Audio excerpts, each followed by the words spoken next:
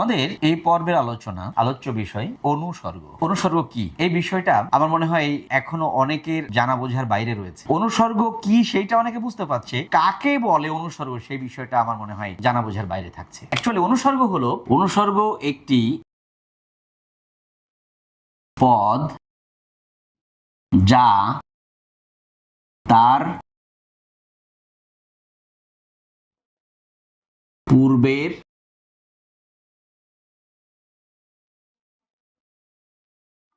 বিশেষ্যকে বাক্যে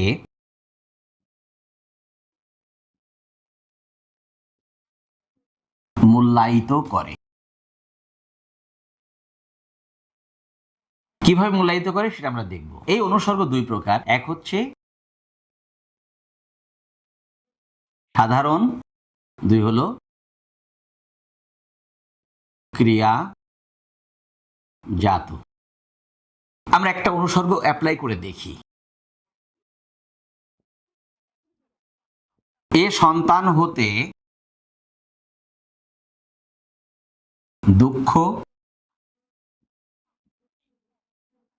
ঘুচবে না। এই হতেটা হচ্ছে অনুসর্গ। আমাদের প্রমাণ করতে হবে যে কেন এটা অনুসর্গ। ঠিক আছে, প্রমাণ করছি। আমরা বলবো দুঃখ ঘুচবে না, এটা একটা নিশ্চয় একটা বাক্য, কারণ সেখানে বক্তার মনের ভাব প্রকাশ পেয়েছে। তাহলে এই অংশ তো নেওয়া লাগছে না। দুঃখ ঘুচবে না এটা একটা বাক্য। আবার এ দুঃখ ঘুচবে না এটা একটা বাক্য।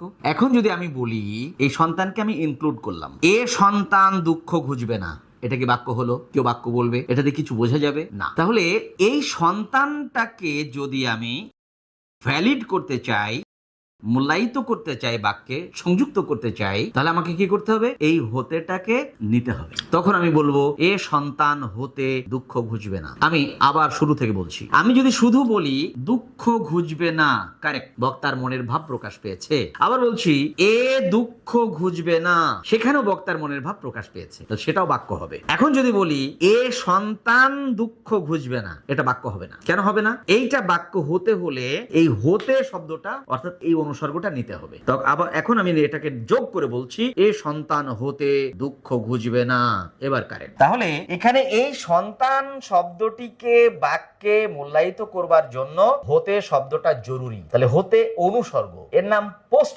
পজিশন, এর নাম পরসর্গ। অনুসর্গের নাম অনুমানে পশ্চাৎ, অনুমানে পিছনে, অনুমানে পরে, অর্থাৎ পোস্ট পজিশন। কার পোস্ট পজিশন? এই বিশেষের পোস্ট পজিশন। কার পরসর্গ? এই সন্তানের পরসর্গ, এর নাম অনুসর্গ। আমি আরেকটু ভেঙে চুরে বলি, ক্রিয়াজাত অনুসর্গ সাধারণত হচ্ছে হতে, থেকে, চেয়ে, এরকম। এখন ঢাকা থেকে বরিশাল যেতে পদ্মা পার হতে হবে। এখন এই থেকে মানে ওখানে থাকবে না, হতে মানে হবে না, এটাই হচ্ছে অনুসর্গ। আবার বিনা, জন্য, তরে, উপরে, লাগিয়া, এরকম অসংখ্য সাধারণ অনুসর্গ আছে। এখন আমি একটা উদাহরণ দেব। দুঃখ বিনা সুখ আসে না। এখন যদি আমি বলি দুঃখ সুখ আসে না, আমি বিনাটা বাদ দিলাম, যে দুঃখ সুখ আসে না, এভাবে কি বাক্যে লেখা যাবে? না। তখন হয় তাকে সমাস করতে হবে হাইফেন দিয়ে, অথবা কমা দিতে হবে, একটা ব্যবস্থা করতে হবে। শুধু দুঃখ সুখ আসে না এটা কোনো বাক্য হবে না, এটা লেখার কোনো পলিসি নয়, কোনো বিধান নয়। তাহলে যেই না আমি দিব বিনা, শুধু সুখ আসে না এটা একটা বাক্য, দুঃখ আসে না ওটা একটা বাক্য, কিন্তু দুঃখ বিনা সুখ আসে না যখন আমি বলছি, তখন এই বিনা এই দুঃখকে মূল্যায়িত করছে, এটা একটা বিশেষ্য, একে মূল্যায়িত করছে, তখন একটি কমপ্লিট বাক্য হচ্ছে। এর নাম হচ্ছে অনুসর্গ।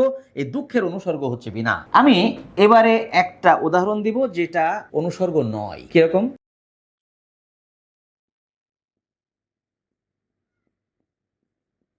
মা ছিল না বলে কেউ তার চুল বেঁধে দেয়নি।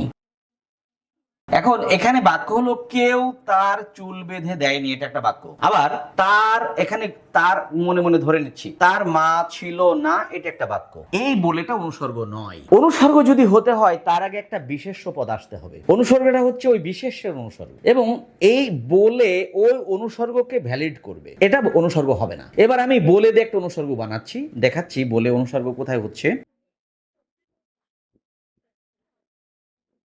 চৌধুরী বাড়ির জামাই বলে কথা।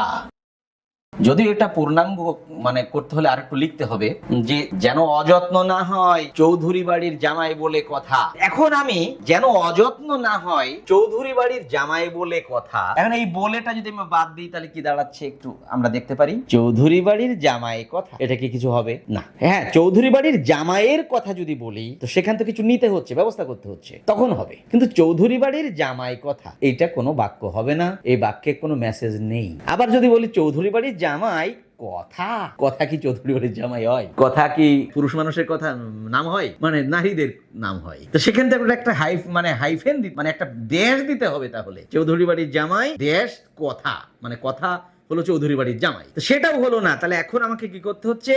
এই বলেটা এখানে নিতে হচ্ছে, চৌধুরী বাড়ির জামাই বলে কথা। এই বলে এখানে অনুসর্গ। কার অনুসর্গ? এই জামাই শব্দের জামাই বিশেষ্যের অনুসর্গ। তাহলে নিশ্চয় আমরা অনুসর্গ কি এবং তার ব্যবহারটা আমরা দেখে বুঝতে পারছি। অর্থাৎ অনুসর্গ বসবে একটি বিশেষ্যের পরে, ওই বিশেষ্যকে বাক্যে বিশেষভাবে মূল্যায়িত করবে। যদি অনুসর্গটা নেওয়া না হয় তাহলে তার পূর্বের বিশেষ্যটি দেওয়া না দেওয়া অকারণ হয়ে যাবে। এই হলো অনুসর্গের আদ্যপান্ত। আশা করি এই বিষয়টা আমাদের কাছে পরিষ্কার হয়েছে।